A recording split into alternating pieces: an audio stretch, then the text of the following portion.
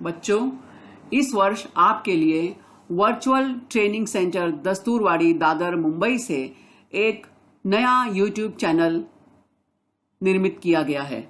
इसका नाम है BMC VTC हिंदी चैनल और यह है इसका लोगो। महाराष्ट्र राज्य शैक्षणिक संशोधन व प्रशिक्षण परिषद विद्या परिषद द्वारा निर्धारित अभ्यासक्रम तथा महाराष्ट्र राज्य पाठ्यपुस्तक निर्मिति व अभ्यासक्रम संशोधन मंडल द्वारा निर्मित पाठ्यपुस्तकों पर आधारित कक्षा 1 से 10वीं तक 5 निहाय शैक्षणिक वीडियो देखने के लिए BMC VTC हिंदी चैनल को लॉग इन एवं सब्सक्राइब करें।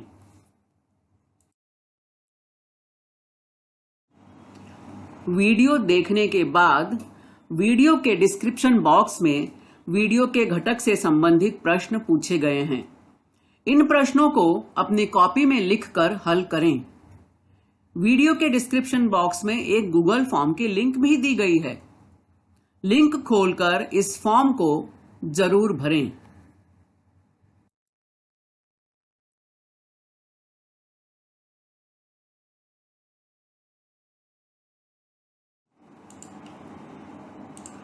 अभी जिस लिंक के बारे में मैंने बात की वह लिंक यहां दी गई है, तो डिस्क्रिप्शन बॉक्स में यह लिंक आपको मिलेगी। इस लिंक को ओपन करें। लिंक के ऊपर इस तरह से आपको सूचना भी मिलेगी। अपना अभिप्राय नीचे दी गई लिंक में अवश्य व्यक्त करें। तो इस लिंक को जरूर खोलें।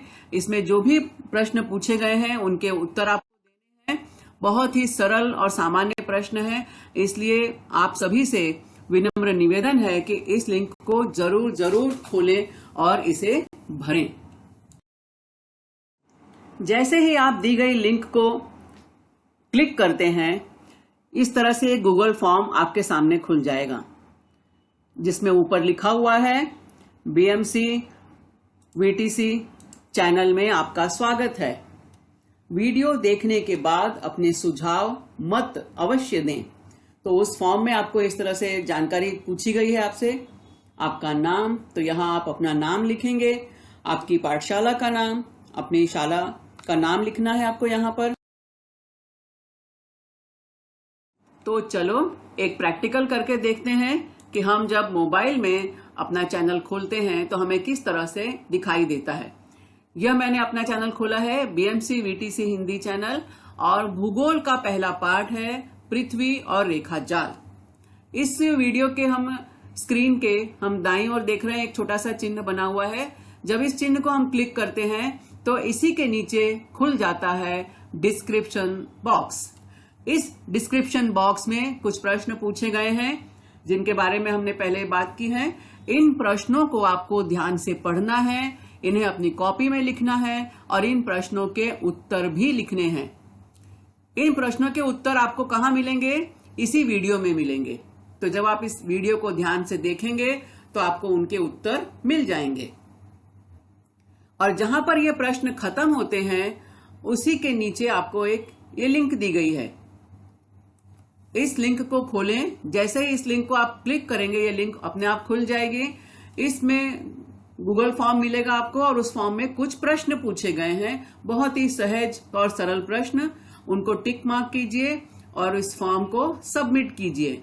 फॉर्म के लास्ट में नीचे सबमिट की बटन मिलती है, आप सबमिट क्लिक करेंगे तो आपका ये फॉर्म जमा हो जाएगा, पूरा हो जाएगा। तो इस तरह से यह आपकी प्रक्रिया पूर्ण होती है।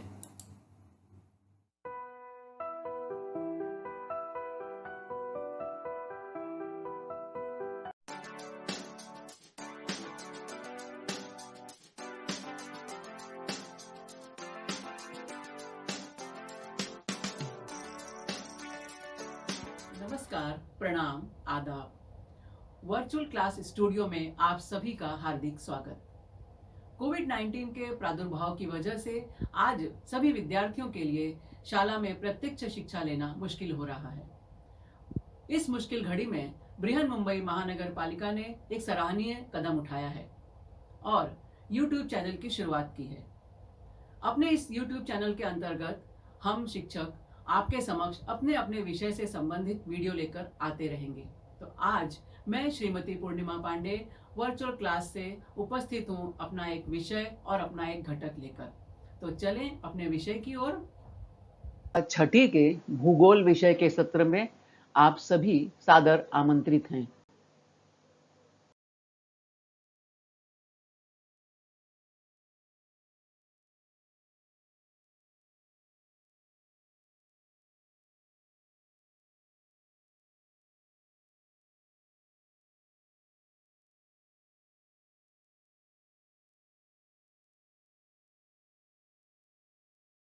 पाठ 4 मौसम और जलवायु,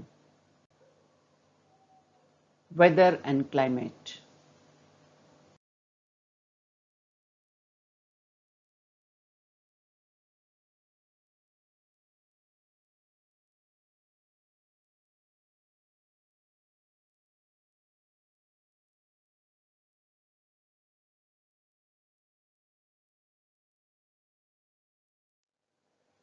प्राकृतिक भूगोल। हमारा यह पाठ मौसम और जलवायु प्राकृतिक भूगोल के अंतर्गत आता है। यह पाठ पढ़ने के बाद हमारे विद्यार्थी मौसम और जलवायु के बीच अंतर बताना जानते हैं और मौसम के विविध घटकों की जानकारी बता सकते हैं।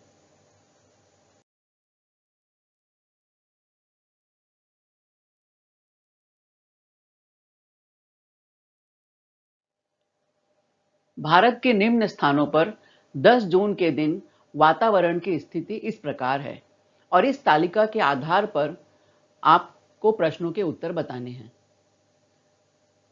पहला जो क्रमांक है उसमें हमें कोच्चि शहर की जानकारी मिलती है। यह शहर भारत के केरल राज्य में है। समय है दोपहर के 12:30 बजे और वातावरण कैसा है वहां का? बादल छाए हुए हैं। भारत का दूसरा शहर भोपाल, यह मध्य प्रदेश में है और यहाँ भी समय वही है दोपहर के 12:30 बजे, लेकिन वातावरण में अंतर है। वातावरण यहाँ कैसा है? यहाँ कड़ी धूप फैली हुई है। और तीसरा हमारा शहर है मसूरी, यह भारत के उत्तराखंड राज्य में है।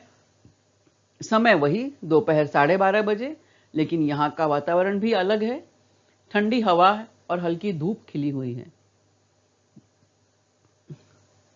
अब जो नीचे के प्रश्न हम देखते हैं कि किस स्थान पर सूखने के लिए डाले हुए कपड़े जल्दी सूखेंगे? कारण सहित बताओ। अब ये 3 शहरों में है, हमने कपड़े सूखने के लिए डाले हैं, तो किस जगह पर कपड़े जल्दी सूखेंगे ये बताना है। दूसरा प्रश्न है किस स्थान के कपड़े देर से सूखेंगे और क्यों? और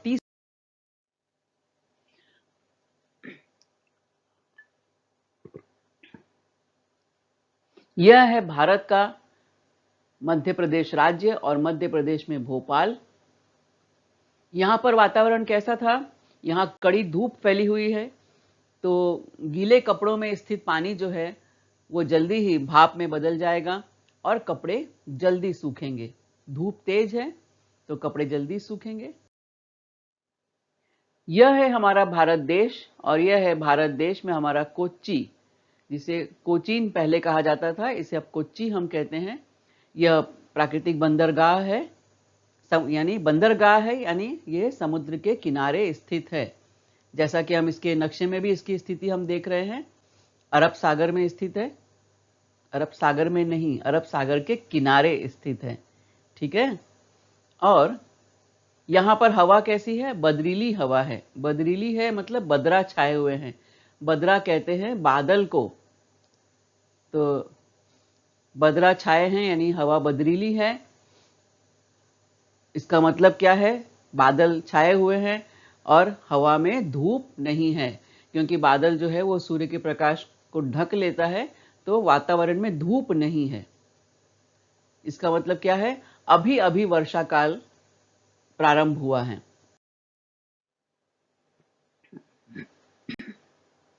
यह है हमारा भारत देश और भारत देश के भोपाल से और भारत के अन्य स्थानों से कर्क रेखा गुजरती है।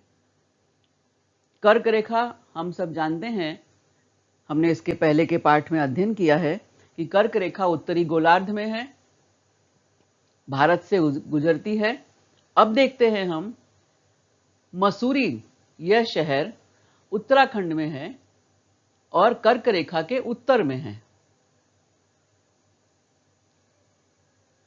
अब कर्क रेखा के उत्तर में होने का क्या परिणाम होता है कि सूर्य की किरणें कर्क रेखा से उत्तर की ओर यदि हम देखें तो तिरछी पड़ती हैं, और सूर्य की किरणें वहां तिरछी पड़ती हैं, इसलिए क्या है, वहां गर्मी कम होती है, क्योंकि वहां सूर्य की ऊष्मा कम मिलती है। और पर्वतीय प्रदेश है, पर्वतीय प्रदेश होने से हवा ठंडी होती है। ठंडी हवा और हल्की धूप के कारण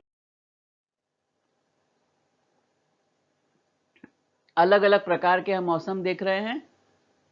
उष्णता है, कहीं पर सूर्य की तेज प्रखर धूप है, कहीं पर हवा बिल्कुल सूखी हुई है और कहीं हवा तेज बह रही है। इन सभी स्थितियों में कपड़े जल्दी सूखते हैं और हम देखते हैं कि इस प्रकार वातावरण में भी निरंतर परिवर्तन होते रहता है। मौसम, मौसम मौसम लवली मौसम, ये गीत बहुत प्रसिद्ध हुआ था। अब मौसम क्या है? किसी स्थान की विशिष्ट समय पर होने वाली वातावरण की अल्पकालीन स्थिति को मौसम कहते हैं। यानी अभी हमने देखा इसके पहले के प्रश्नों में कि कुछ समय के लिए कुछ स्थितियां रहती हैं, वो स्थितियां परमानेंट नहीं होती, थोड़े समय के लिए होती हैं। इस स्थिति को हम मौसम कहते हैं।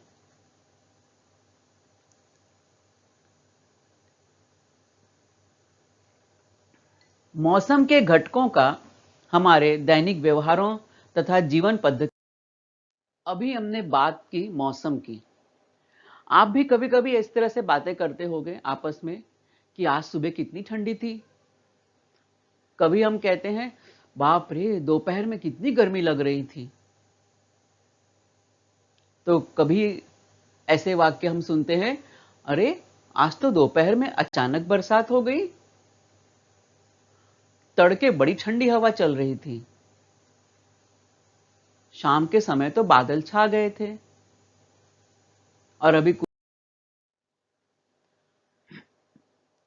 अब देखते हैं कि जनवरी से दिसंबर यानी साल के पूरे 12 महीने, इस संपूर्ण वर्ष की कालावधि में सामान्यतः कौन सी ऋतु किस महीने में आती है?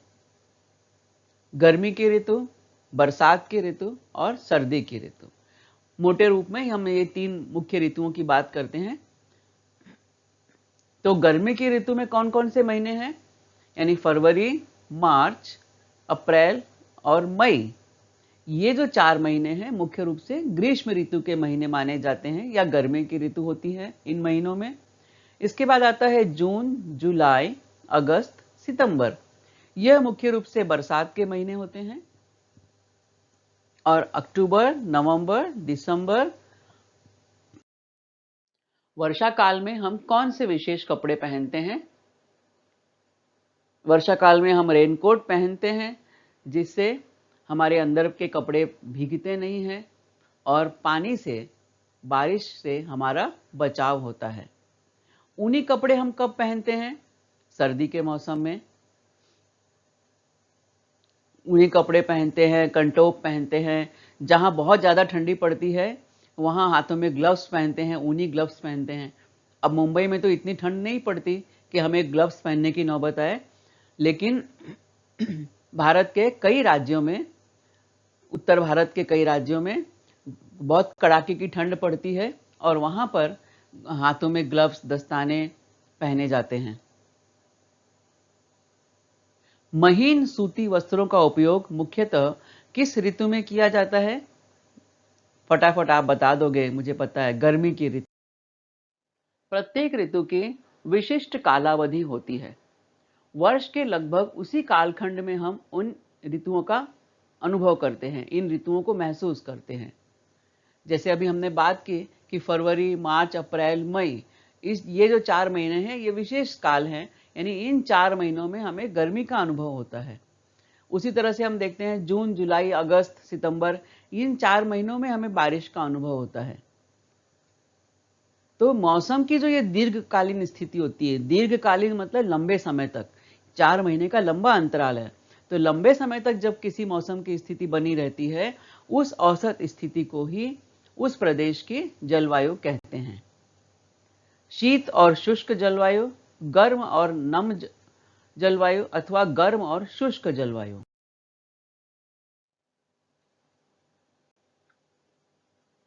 मौसम वैज्ञानिक किसी प्रदेश के मौसम का कई वर्षों तक निरीक्षण अध्ययन करते हैं और इस अध्ययन द्वारा उस प्रदेश के मौसम की औसत स्थिति निश्चित की जाती है।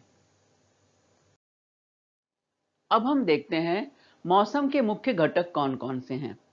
तापमान, वायुदाब, पवन, आर्द्रता और वृष्टि। इसमें से शायद कुछ शब्दों से तुम परिचित हो और कुछ शब्द तुम लोगों से अपरिचित हैं। शब्द भी तुम्हें शायद नहीं जानते हैं और तुम भी इन शब्दों को नहीं जानते हो। तो चलो अब इन मौसम के घटक जो हैं, जो नए नए शब्द आए हैं, इनसे हम परिचय प्राप्त करते हैं।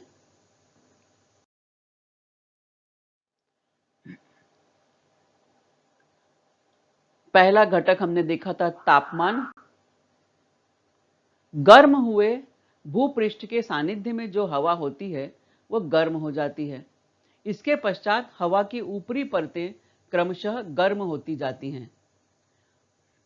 जब सूरज की प्रखर किरणें भूपृष्ठ यानी धरती पर पड़ती हैं तो वह भूपृष्ठ यानी धरती का वह हिस्सा, जमीन का वह हिस्सा गर्म हो जाता है और उस हिस्से के आसपास उसकी संगत में जो भी वहां पे हवा रहती है वह हवा भी गर्म हो जाती है। तो हवा की एक परत गर्म होती है, फिर दूसरी परत गर्म होती है। इस तरह वहां की पूरी हवा धीरे धीरे गर्म हो जाती है। यानी जब हवा गर्म होती है तो उस क्षेत्र विशेष का तापमान बढ़ जाता है। जब तापमान बढ़ जाता है तो हम लोग क्या बोलते हैं, अरे बाप रे आज कितनी गर्मी लग रही है। और आप समाचार में सुनते होंगे कि आज फला क्षेत्र में वहाँ तापमान 40 डिग्री रहा, कहीं पर तापमान 34 डिग्री है, कहीं 42 डिग्री है। तो जब गर्मी का मौसम होता है तो तापमान अधिक होता है।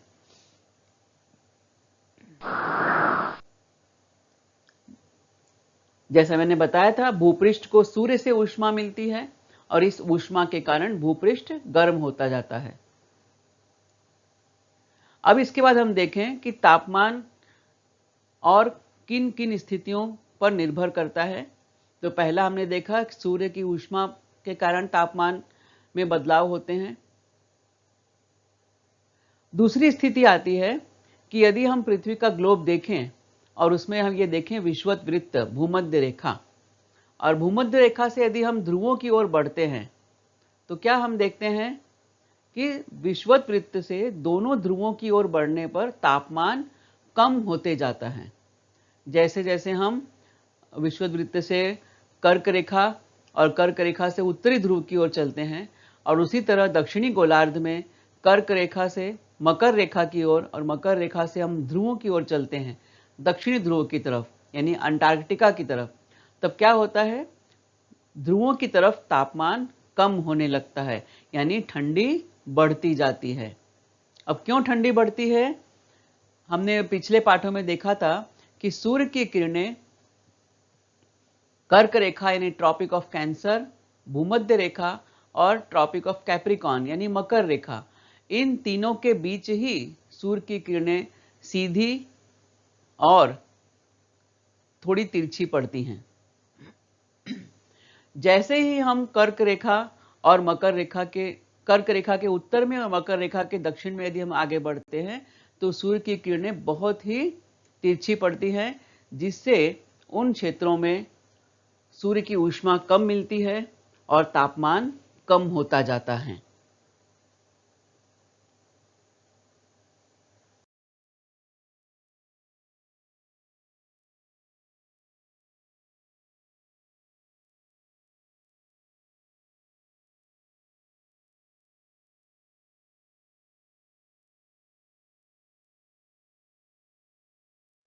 इसके अलावा हम देखते हैं कि जैसे जैसे हम समुद्र तल से ऊंचाई पर जाते हैं वैसे वैसे हवा का तापमान कम होता जाता है।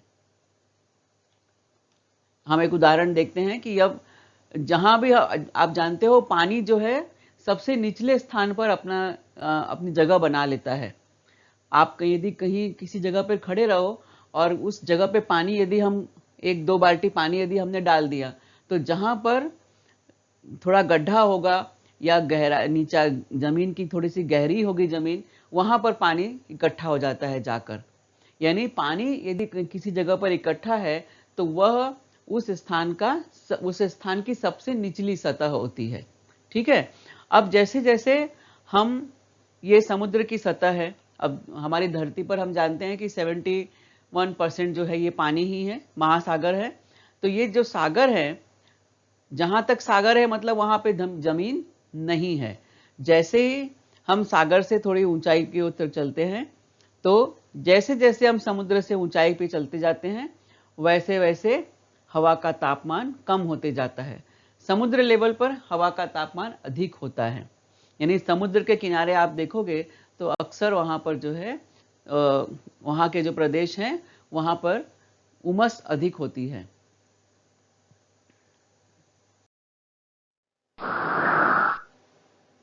अगला मुद्दा है वायु दाब, हवा का दबाव। वायु दाब मतलब वायु आप जानते हो, दाब मतलब दबाव, यानी हवा का दबाव।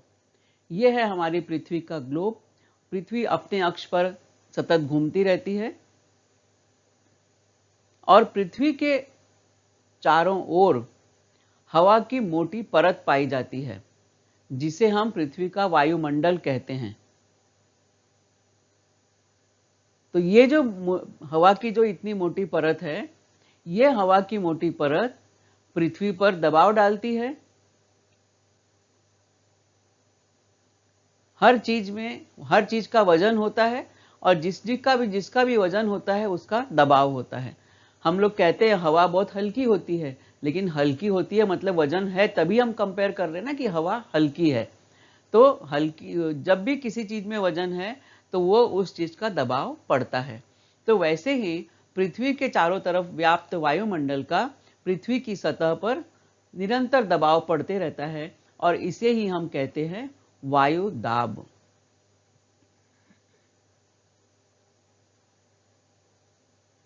हवा के दाब को वायु दाब कहते हैं।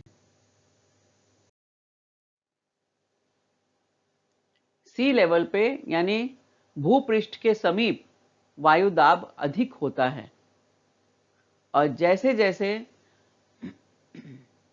हम समुद्र से ऊंचाई की तरफ चलते हैं, समुद्र तल से ऊंचाई की तरफ चलते हैं, तो हवा का दबाव धीरे धीरे कम होने लगता है। ऊंचाई के अनुसार वायु दाब कम होता जाता है। ठीक है। और इस हम देखते हैं तापमान में होने वाले अंतर के कारण भी वायु दाब में परिवर्तन आता है। भूपृष्ठ के समीप अभी हमने देखा कि सूर्य की किरणें सीधी पड़ती हैं। जहां पर सूर्य की किरणें सीधी पड़ती हैं तो वहां पर सूर्य की प्रखर ऊष्मा पहुंचती है और तापमान अधिक होता है। जहां तापमान अधिक होता है तो उससे क्या होता है कि जब तापमान अधिक होता है तो वहां की हवा भी गर्म हो जाती है। जब हवा गर्म होती है, गर्म होने से हवा हल्की होती है और हल्की होती है और गैस, वो हवा जो है वो ऊपर की तरफ उठने लगती है। यहाँ आपको चित्र में दिखाई दे रहा है वार्म एयर, और ये एयर ऊपर की तरफ जा रही है क्योंकि गर्म जो हवा होती है वो हल्की हो जाती है और हल्की होने पर वो ऊपर चली जाती है। अब जब हवा उस स्थान से ऊपर चली गई तो वहां पे क्या हुआ, हवा कम हो गई उस स्थान पर, और जिस स्थान पर हवा कम हुई तो जब हवा कम हो गई तो हवा का दबाव भी कम हो गया।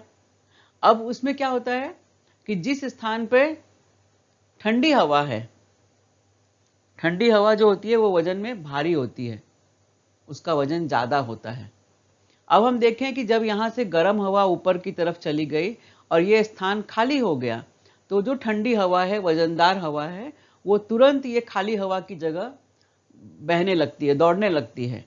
जैसे अभी हम क्लास में खड़े रहे हैं बहुत सारे बच्चे, और कुछ बच्चे एक कोने से भाग जाएं तो वो क्या होगा, वो कोना खाली हो जाएगा। जैसे ही वो कोना खाली होता है, दूसरे बच्चे दौड़ के उस कोने में अपना स्थान जगह बना लेते हैं, अपना जगह बना लेते हैं। तो उसी तरह जब हवा गर्म होती है, गर्म होने पर हल्की होती है और हल्की होकर हवा ऊपर की तरफ उठने लगती है, तो वहां पे क्या होता है, हवा का दबाव कम हो जाता है। और जहां पर हवा का दबाव अधिक है, वहां से हवाएं तुरंत कम दबाव वाले क्षेत्र की तरफ बहने लगती हैं। तो इस तरह से वायु दाब में परिवर्तन होते रहता है। किस कारण? तापमान के कारण। और यह परिवर्तन क्षैतिज समानांतर दिशा में होता है, जिससे हवा का पवन में रूपांतरण होता है। अभी हमने एक शब्द और पढ़ा है कि मौसम के घटकों में पवन भी एक घटक है। तो पवन क्या है, अभी हम देखेंगे आगे।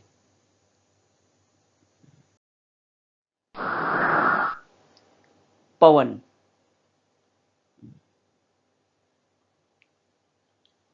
हवा अधिक वायुदाब से कम वायुदाब की ओर क्षैतिज समानांतर दिशा में बहने लगती है। इसे ही हम पवन कहते हैं। मैंने अभी आपको बताया कि किस तरह से कम वायुदाब का क्षेत्र बनता है, और जैसे ही कम वायुदाब का क्षेत्र इस धरती पृथ्वी पर बनता है, अधिक वायुदाब की हवाएं जो है उस क्षेत्र से हवाएं तुरंत बहने लगती हैं कम दबाव वाले क्षेत्र की तरफ। तो जब हवाएं बहने लगती हैं तो इसे हम पवन कहते हैं। और वायुदाब के अंतर पर पवन की गति निर्भर करती है। यदि वायुदाब का अंतर अधिक होगा तो पवन की गति तेज होगी, पवन जो हवा जो है तीव्र गति से बहेगी। तो कभी कभी हवा बहुत तेज गति से बहती है, तब क्या होता है, हम सब जानते हैं, जब हवा बहुत तेज गति से बहती है तो तूफान आता है। और अभी हमने 3-4 महीने पहले जून जुलाई के महीने में हमने मुंबई में भी ऐसे तूफान की चर्चा सुनी थी। और ये जो हवाएं हैं ये क्षैतिज दिशा में बहती हैं, क्षैतिज, या इसे हम कहते हैं हॉरिजेंटल, आड़ी रेखा।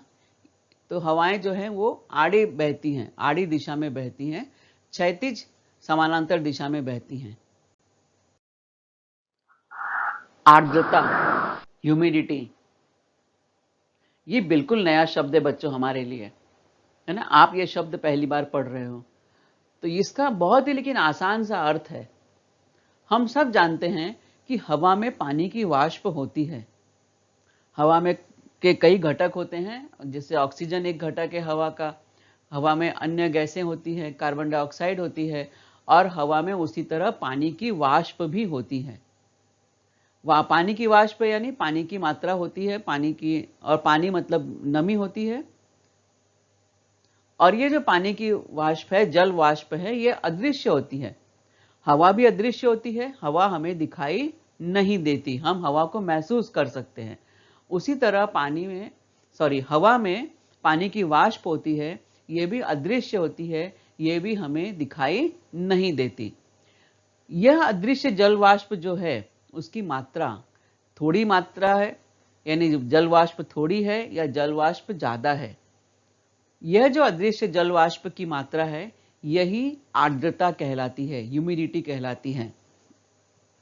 कभी हवा में जल वाष्प की मात्रा अधिक होती है तो कभी हवा में जल वाष्प की मात्रा कम होती है। तो हम कहते हैं कि आज हवा में आर्द्रता हवा की बढ़ गई है या हवा की आर्द्रता कम हो गई है। तो संक्षेप में यदि हम कहें, सरल भाषा में हम कहें, तो वातावरण में स्थित नमी की मात्रा को आर्द्रता कहते हैं। नमी कितनी है, इसी हिसाब को, इसी गणना को आर्द्रता कहते हैं।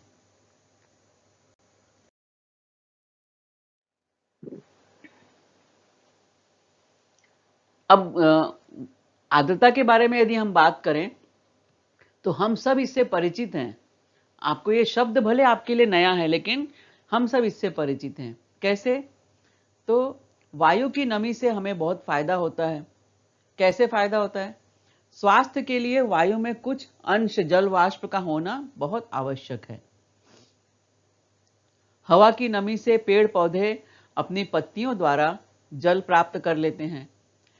तो कई बार आपने देखा होगा गर्मी के मौसम में पेड़ों की पत्तियां मुरझा जाती हैं, कुम्हला जाती हैं, और जब आप उनकी जड़ों में पानी डाल देते हो तो वो पत्तियां फिर से खिल जाती हैं।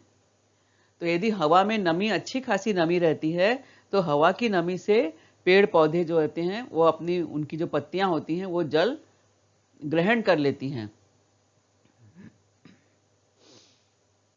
हवा में नमी अधिक रहने से हमें प्यास कम लगती है। आपने देखा होगा ठंडी का मौसम होता है या बारिश का मौसम होता है तो हमें प्यास कम लगती है। यानी हवा में इस मौसम में, इसका मतलब आप समझ जाओ, हमें प्यास कम लग रही है मतलब हवा में नमी अधिक है। तो हमें किस मौसम में कम प्यास लगती है? गर्मी के मौसम, बारिश के मौसम में, ठंडी के मौसम में हमें कम प्यास लगती है। और गर्मी के मौसम में क्या होता है? हमें प्यास ज्यादा लगती है। हम ज्यादा बात करते हैं तो भी हमारा गला सूखने लगता है, और वैसे भी उसमें हमें थोड़ी थोड़ी देर में प्यास लगती रहती है। ऐसा लगता है कि होंठ सूख रहे हैं, गला सूख रहा है, चलो थोड़ा पानी पी लें। तो जब भी हमें प्यास अधिक लगे तो आप समझ जाओ कि हवा में नमी कम हो गई है, और जब हमें प्यास कम लगे तो ये हम समझ जाएंगे कि हवा में नमी अधिक हो गई है। शुष्क हवा में प्यास अधिक लगती है। सूखी हवा में नमी कम होती है या नमी नहीं के बराबर होती है तो हमें प्यास अधिक लगती है।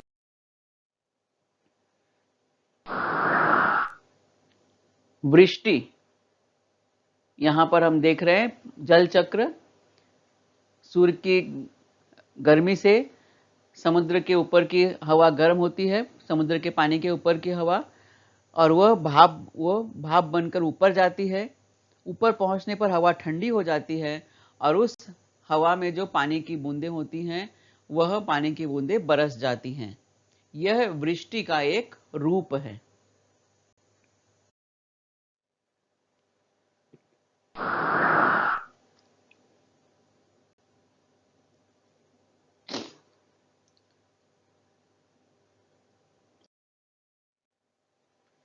बारिश, वृष्टि, वर्षा, ये बहुत सारे नाम हैं इसके। जैसे वृष्टि में बहुत सारी चीजें समाहित हैं। क्या क्या चीजें समाहित हैं वृष्टि में वो हम देखेंगे। हवा में स्थित वाष्प का पानी और हिम में रूपांतरण होता है, और उनका पुनः पृथ्वी पर आना वृष्टि कहलाता है। यानी बारिश तो हम सब ने देखी है, और कई बार आसमान से ओले पड़ते हैं। हम लोग बोलते हैं आज ओला पड़ रहा है, या स्नोफॉल होता है, तो इसे हम वृष्टि कहते हैं। यानी वर्षा, हिमपात, स्नोफॉल जिसे हिंदी में हिमपात कहा जाता है, हिमपात और ओला ये सब वृष्टि के ही रूप हैं। यानी पानी के रूप में जब बरसते हैं तो इसे हम बरसात कहते हैं, वर्षा कहते हैं। जब बर्फ के रूप में मोटे मोटे बर्फ के गोले गिरते हैं तो उसे कहते हैं ओला गिरना, ओला पड़ना। और जब यही जल वाष्प जो होती है, ये हवा में स्थित जो वाष्प होती है, वो जब एकदम रुई के फाहो जैसी बर्फ गिरती है, एकदम नरम नरम बर्फ गिरती है एकदम, तो उसे हम कहते हैं हिमपात या स्नोफॉल।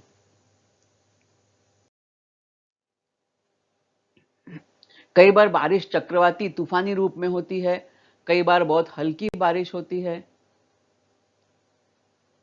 तो वर्षा, हिमपात, ओला ये सब वृष्टि के रूप हैं।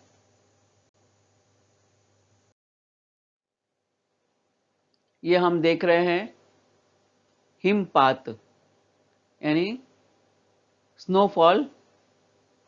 पहाड़ी पर्वतीय प्रदेशों में ऊंचाई पर, यह शिमला, हिमाचल प्रदेश का शिमला शहर है, और शिमला में यह हिमपात होते हुए।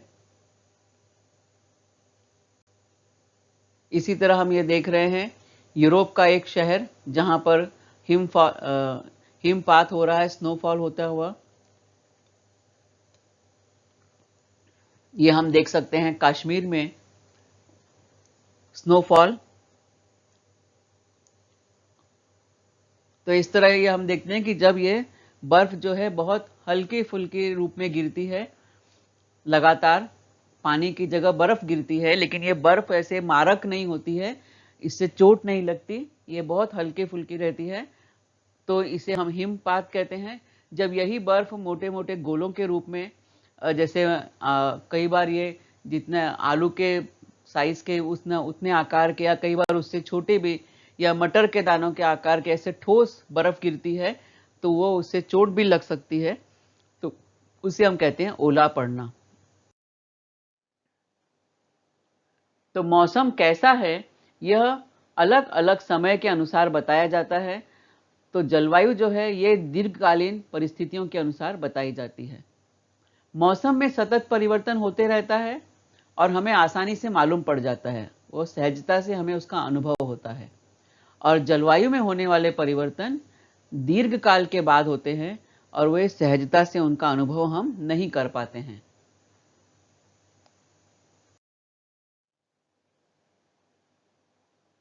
तो जलवायु के मुख्य घटक कौन कौन से हैं? जलवायु के मुख्य घटक हैं अक्षांशीय स्थितियां, समुद्र तल से ऊंचाई, समुद्र से समीपता, सागरीय धाराएं, पर्वत श्रेणियां और भूमि के प्रकार। स्थानीय हवाएं, ये सारी जो चीजें हैं ये जलवायु के महत्वपूर्ण हिस्से हैं, घटक हैं। इनके बारे में हम आने वाले पाठों में जानकारी प्राप्त करते रहेंगे।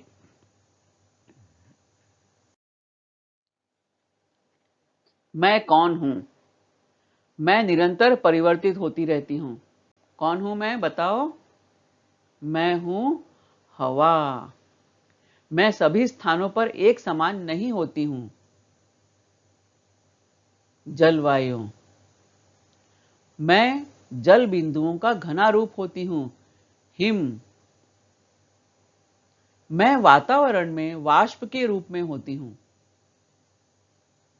आर्द्रता, आपने यह वीडियो ध्यान से देखा, सुना और समझा। मुझे पूरा विश्वास है कि आपको इस वीडियो का घटक जो है वह निश्चित समझ में आया होगा। इस घटक को अधिकाधिक गहराई से समझने के लिए इस वीडियो को बारंबार देखें, अपने दोस्तों के साथ भी शेयर करें। आपके सुझाव, आपकी प्रतिक्रिया कमेंट बॉक्स में अपेक्षित है। अब मैं आपसे मिलूंगी एक नए वीडियो में, एक नया विषय लेकर, एक नया घटक लेकर। तब तक के लिए धन्यवाद।